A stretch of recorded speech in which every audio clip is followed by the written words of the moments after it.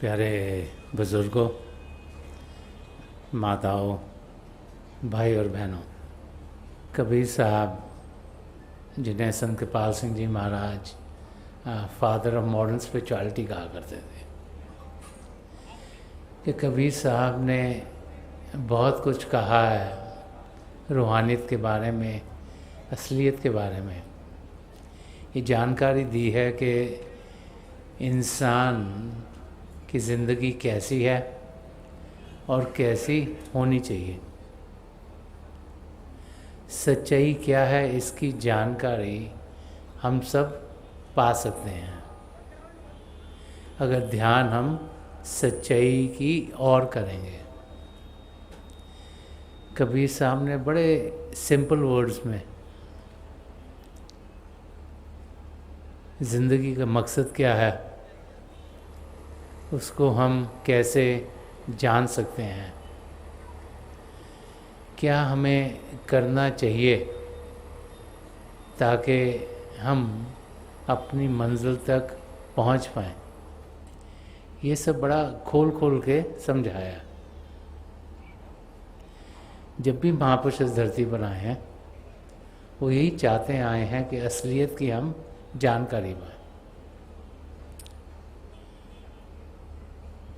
वो सब हमें यही समझाते चले आए हैं कि सबसे पहले हमने समझना है कि हम हैं कौन। हमने ये जानना है कि जहाँ भी हम रह रहे हैं, जिनके संग रह रहे हैं, जिस देश में हो, जिस कल्चर में हो, कि उसमें जीते हुए असलियत की जानकारी कैसे पाएं। रिश्ता नाता हमारा एक दूसरों के साथ क्या है और फिर हमारा रिश्ता नाता पिता परमेश्वर के साथ क्या है। पिता परमेश्वर जिसने ये सारी सृष्टि रची, जिसके बहाने में सब कुछ होता है, उसका हम अनुभव कर सकते हैं, उनकी जानकारी पा सकते हैं, उनसे मिलाप कर सकते हैं। ये बार बार महापुरुष हमें समझाते चले आए हैं कि हम सब इंसान पिता परमेश्वर को पा सकते हैं अगर हमें ये समझ में आ जाए कि हमारा रिश्ता नाता उनसे क्या है और कौन सा रास्ता अपनाना है ताकि असलियत की हमें जानकारी हो जाए। बहुत से इंसान तो यही समझते हैं कि ये दुनिया जिसमें हम जी रहे हैं यही असली दुनिया। मन इंद्रियों के घाट पर जीते जीते उनके ज़रिए जो हम अनुभव करते हैं उसको ही असली समझ बैठते हैं। महापुरुष समझाते हैं कि ये माया की दुनिया है। माया धोखा का दूसरा नाम है, देखने में कुछ और अंदर से कुछ और।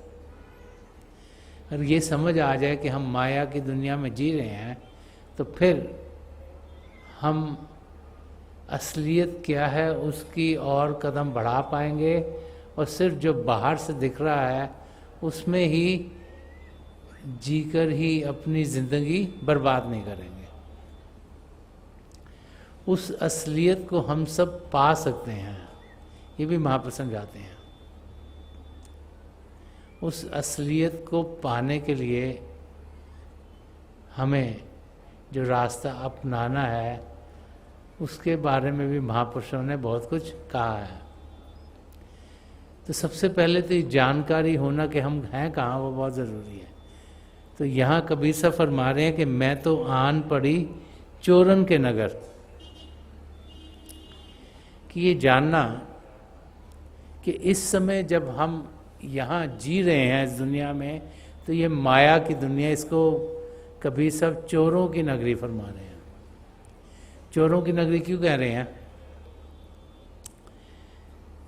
कि सबसे कीमती जो चीज़ हम सबके पास है वो हमारी ज्वेलरी नहीं, हमारा बैंक बैलेंस नहीं, हमारा घर बार नहीं। सबसे कीमती चीज़ जो हम में से हर एक के पास है वो है कि हमारी सांसें कितनी हैं। उससे कीमती और कुछ नहीं। जैसे ही सांसें खत्म होंगी वैसे ही हम इस धरती से चल बसेंगे। और सांसों के साथ टाइम कनेक्टेड है। कब हम इस धरती पर आए, कब यहाँ से जाना है, ये पहले से ही सीमित है। तो वो समय जो हमें मिला हुआ है, जिसमें इंसान पैदा होता है बच्चे के रूप में, बड़ा होता है, नौजवान होता है, फिर बुज़ुर्ग होता है और फिर चल बसता है, वो समय जो हमारे पास है वो सबसे कीमती है, क्योंकि उसको हम बढ़ा नहीं सकते। और उस समय का इस्तेमाल हमने कैसे किया वो बहुत इम्पोर्टेंट है। ये समय जो हम सबको मिला है, ये पहले अपने आप को जानने के लिए और फिर इस सच्चाई को जानने के बाद अपने आप को पिता परमेश्वर में मिलाने के लिए मिला है। और यहाँ पर कबीर साहब मैं तो आन पड़ी चोरन के नगर क्यों बोल रहे हैं? हमें समझा रहे हैं कि इस दुनिया में जितने भी लोग हैं, हमारे दोस्त, हमारे मित्र, हमारे नज़दीकी, जिनके साथ हम काम करते हैं, जिनके आसपास रहते हैं, वो सब हमारा समय ले रहे हैं। जो हमारा कैपिटल है, जो हमारी सबसे कीमती चीज़ है, उसको चुरा रहे हैं, हमसे ले रहे हैं, क्योंकि वो समय हमें इन सब के साथ बर्बाद नहीं करना। वो समय हमें अपने आप को जानने में लगाना है और पिता परमेश्वर को पाने में लगाना है।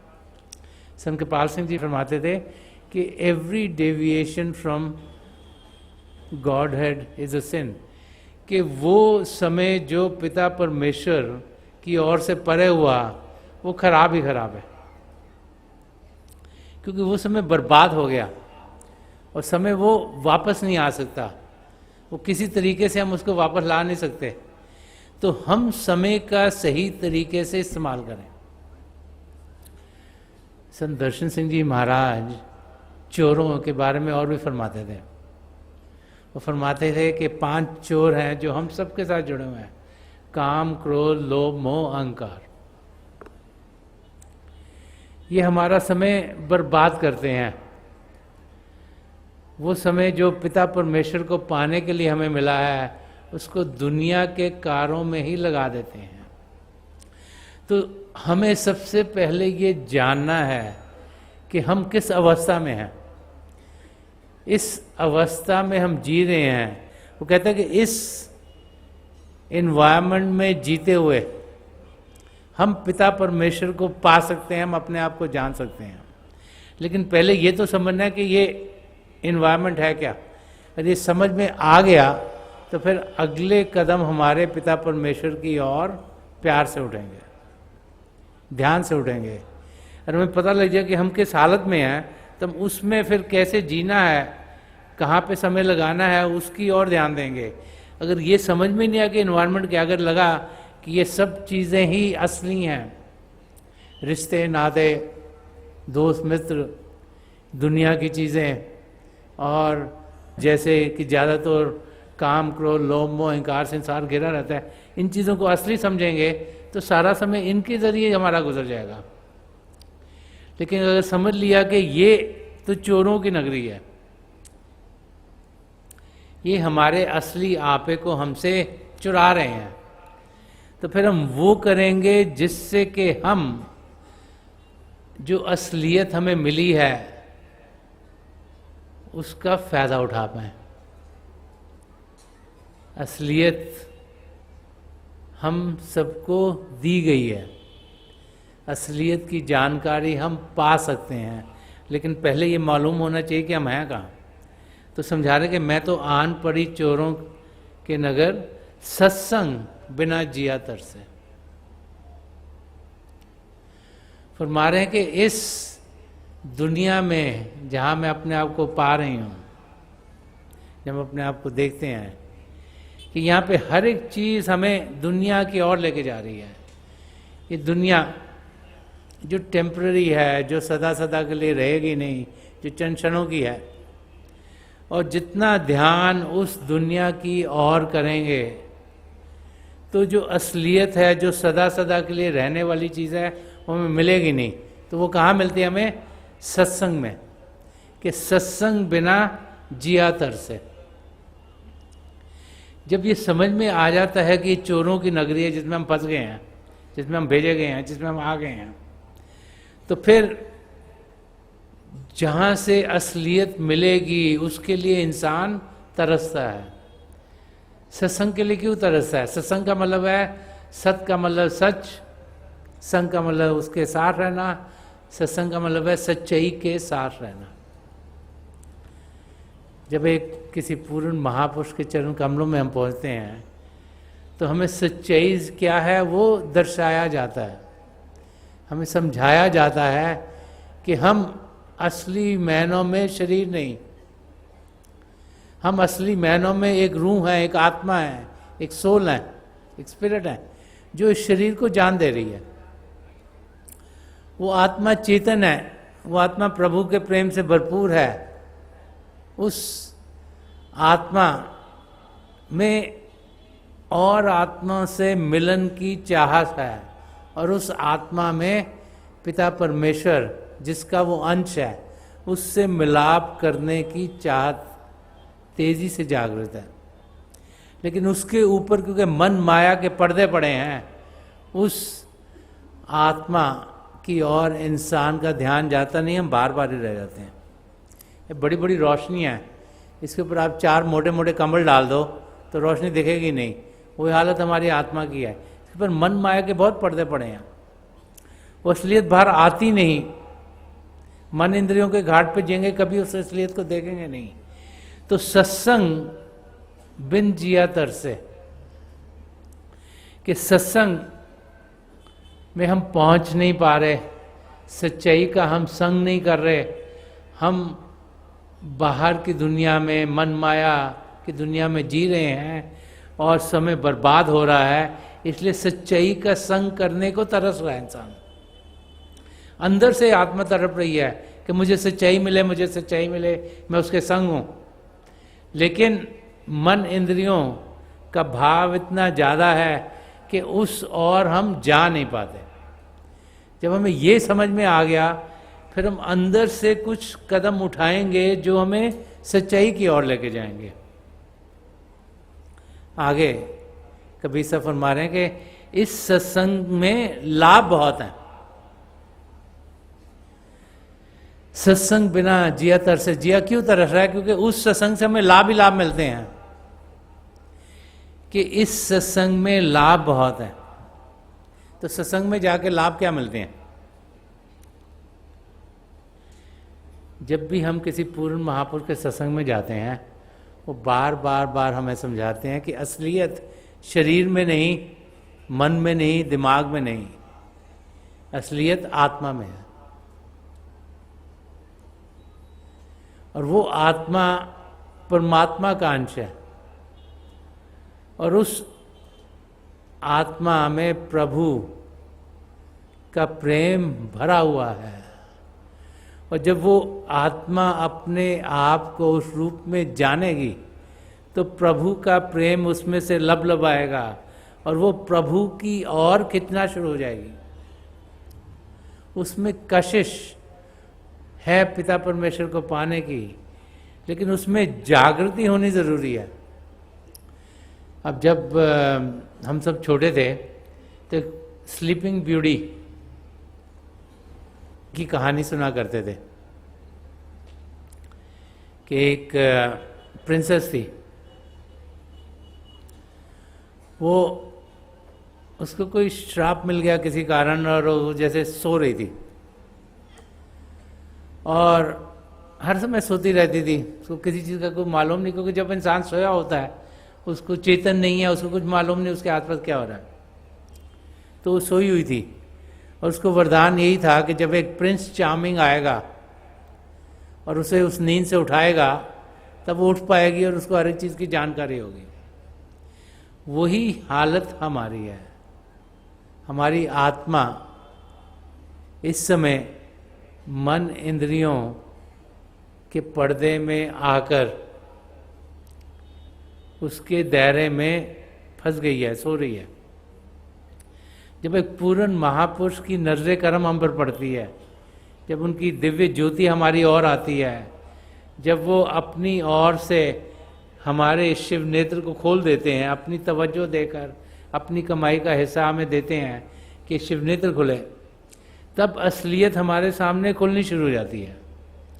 और जब हमारे सामने असलियत खुलती है तो हम अनुभव करते हैं कि हम शरीर नहीं, हम आत्मा हैं। और फिर उस आत्मा में प्रभु के लिए प्रेम जागृत होना शुरू होता है। और बार बार बार सारे धर्म ग्रंथ हमें ये समझाते हैं कि वो भाई बहन जिन्होंने प्रेम किया वो ही पिता परमेश्वर को पाने के लायक हैं।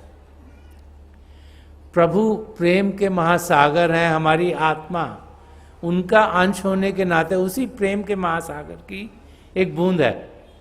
और प्रभु को पाने का रास्ता भी प्रेम का रास्ता है, क्योंकि जो प्रेम का रास्ता है वो दो को एक कर देता है कि प्रेम गली अति सांकरी जा में दो ना समय, कि जो प्रेम की गली है वो दो से एक करती है।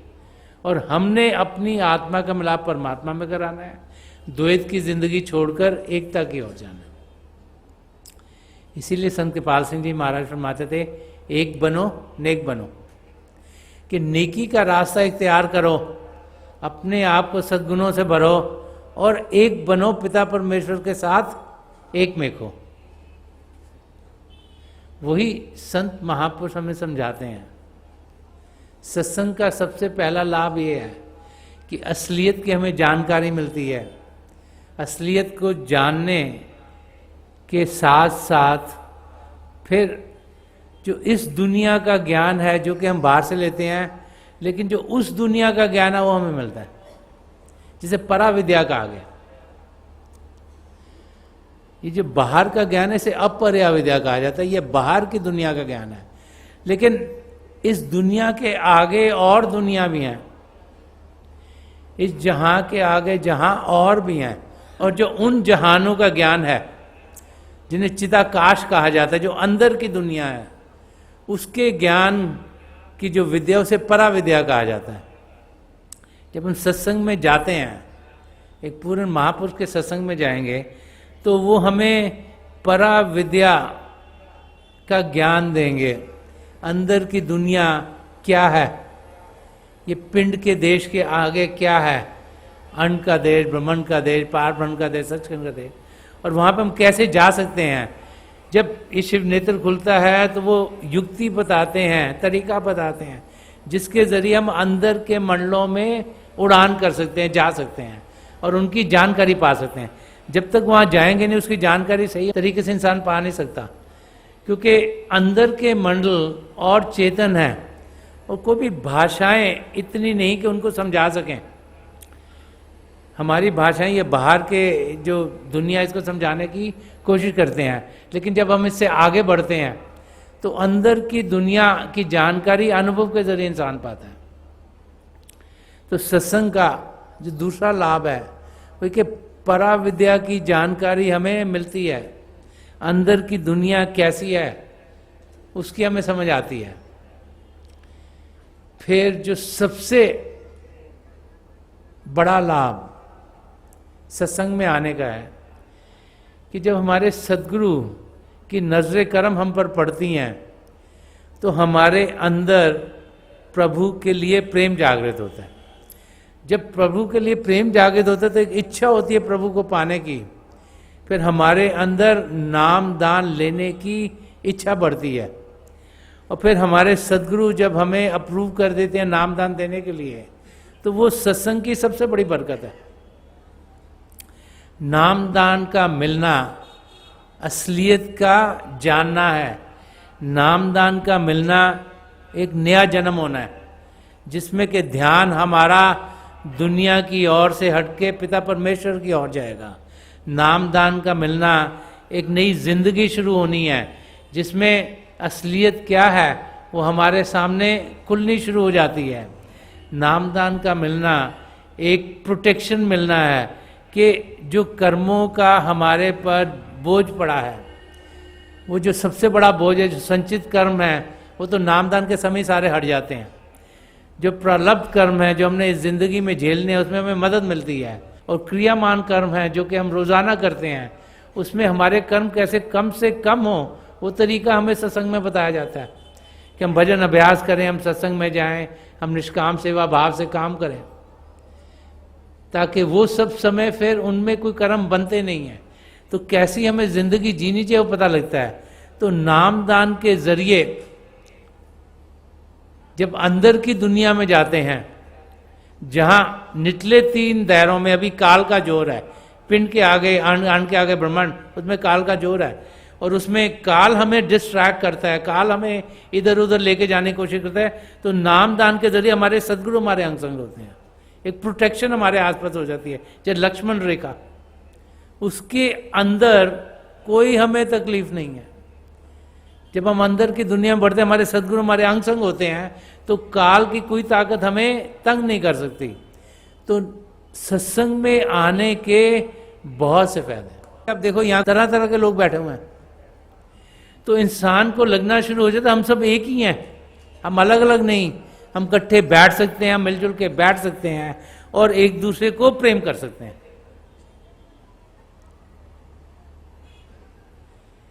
नहीं तो नफरत की बहुत सी दीवारें इंसान अपने आप बना लेता है।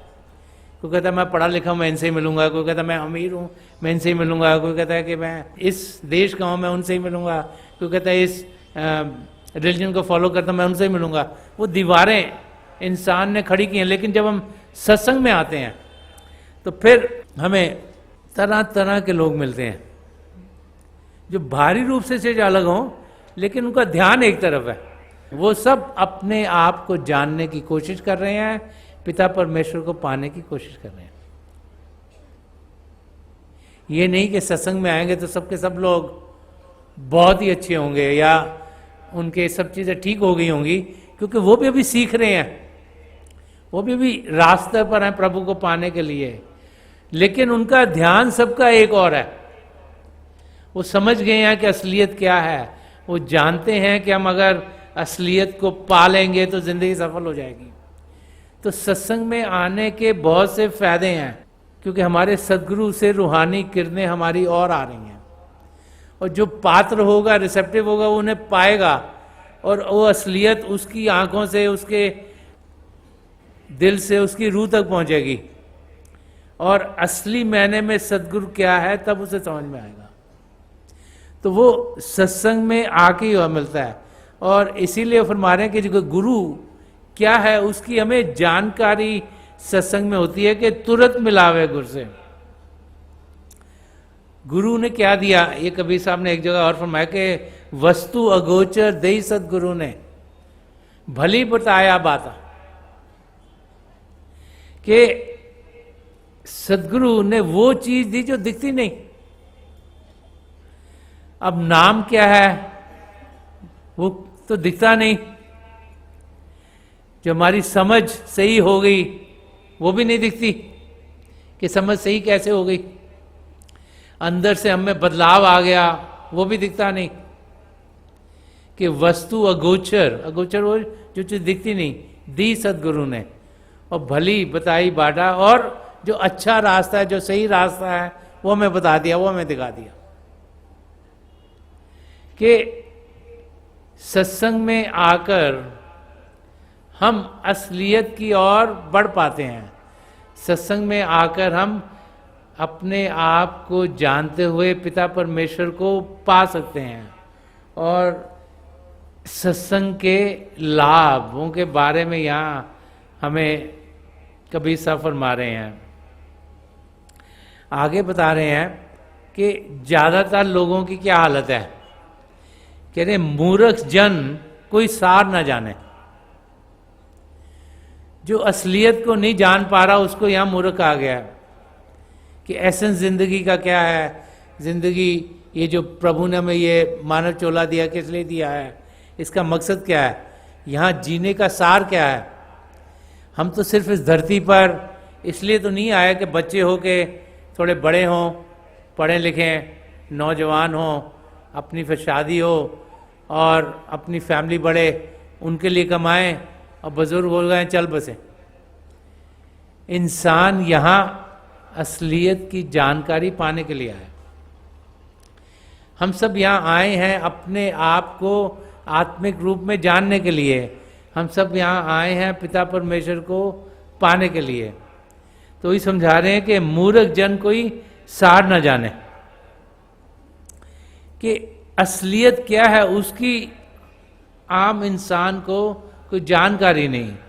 और फरमा रहे हैं कि सत्संग में अमृत बरसे, कि जब हम सत्संग में आते हैं तो वहां में अमृत मिलता है। तो अमृत क्या है? कोई मिठाई तो नहीं, कोई शहद नहीं, कोई मिठास नहीं।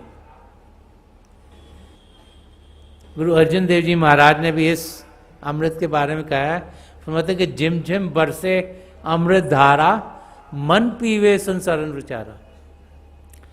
वो कहते हैं कि जो अमृत धारा है, ये जो प्रभु का शब्द है, जो प्रभु का नाम है, ये हर समय चल रहा है, झिम झिम बरसे हर समय चल रहा है। मन पीवे, जब मन उसकी ओर ध्यान देता है, वो मन जो बाहर की दुनिया में लगा है, जब उसका ध्यान प्रभु की ओर आता है, तभी मन ही मन हम सिमरन करते हैं, प्रभु के नाम का जाप करते हैं, मन को प्रभु की ओर करते हैं। कि मन पीवे सुन शब्द विचारा, कि जब मन प्रभु के नाम के जाप में लगेगा तो उसमें ताकत नहीं रहेगी कोई और विचार बहने की। तो तब फिर हमारा ध्यान शब्द की ओर जाएगा, हम शब्द के साथ जुड़ेंगे।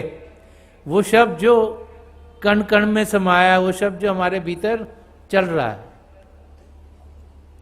तो यहां पर कबीर साहब समझा रहे हैं कि वो अमृत जो कि सदा सदा का धूल और मिट्टी और जो कुछ भी हमारी आत्मा के ऊपर पड़ा हुआ है उसको हटा देता है, वो हम सब के अंदर बरस रहा है।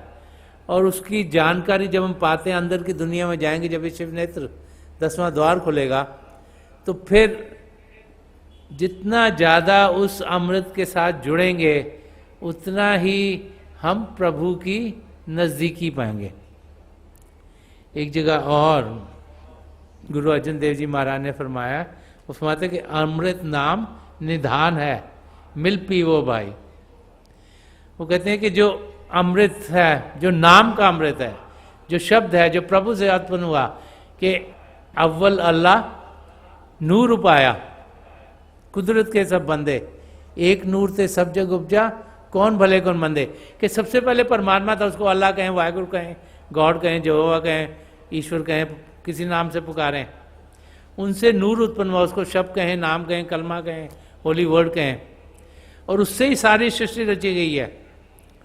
और जब सब कुछ प्रभु से रचा गया तो हम कौन कहने वाले ये अच्छा है, ये बुरा है, ये ऊंचा है, ये नीचा है। सब कुछ प्रभु से आ रहा है, सब बराबर है। यही संत महापुरुषों की नजर है। और वही शब्द जिसने सब कुछ रचा, वही अमृत, जब उसके साथ हम जुड़ जाते हैं तो हमें समझ में आती है कि वो निधान है, कि अमृत नाम निधान है, कि जो नाम का अमृत है वो एवरलास्टिंग, कभी खराब नहीं होता। कि मिल पियो भाई, कि मिलजुल के उसको पियो, तो वो सत्संग में होता है। जब सत्संग में आते हैं तो हम सब उस नाम और उस शब्द के साथ जुड़ते हैं, और हम एक दूसरे के साथ बैठकर मिलजुल कर प्रभु की याद में जब बैठते हैं, तो फिर वो ताकत जो हमें अंदर मिलती है, जो शब्द के साथ जुड़ना है, उससे जो मन माया के पर्दे हैं वो हटने शुरू हो जाते हैं। और जैसे वो हटते हैं, असलियत हमारे अंदर जागृत होती है, और वो असलियत जागृत होगी तो हम फिर अर्शों की ओर बढ़ना शुरू हो जाते हैं।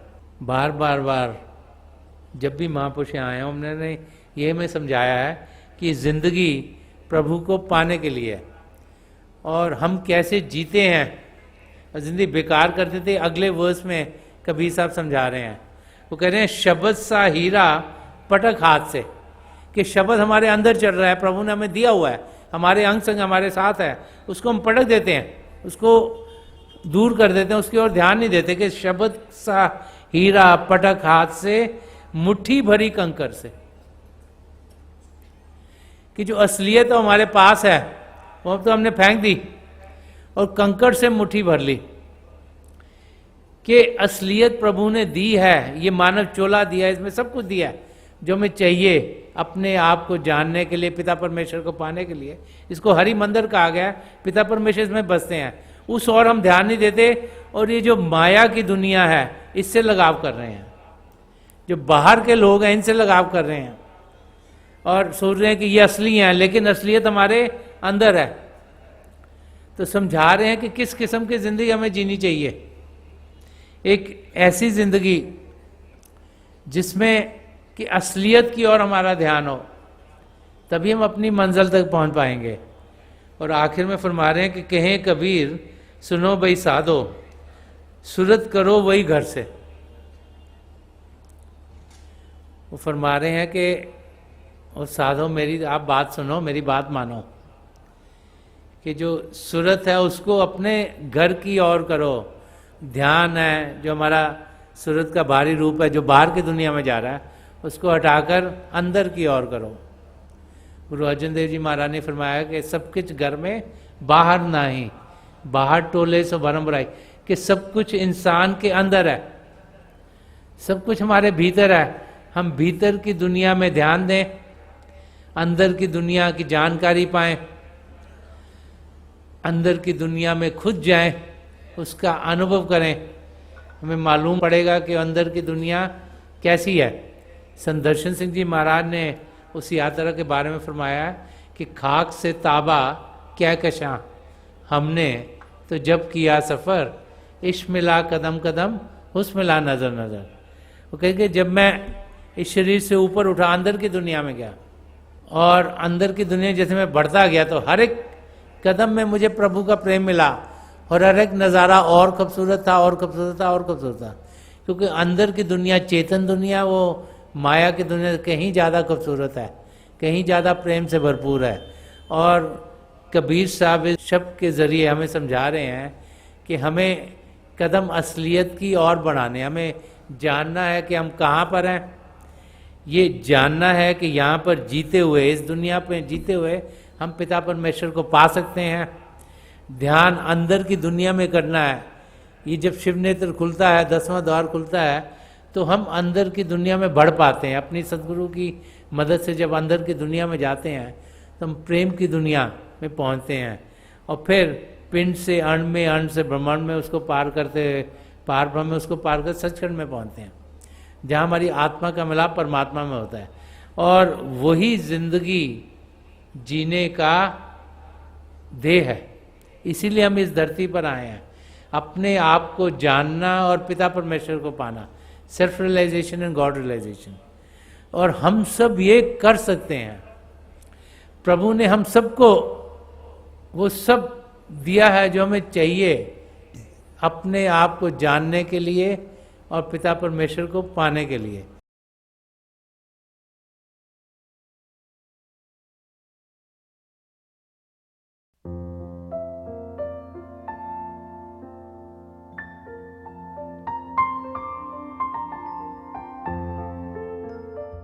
तो थोड़ी देर के लिए हम सब अभ्यास के लिए बैठ जाएं।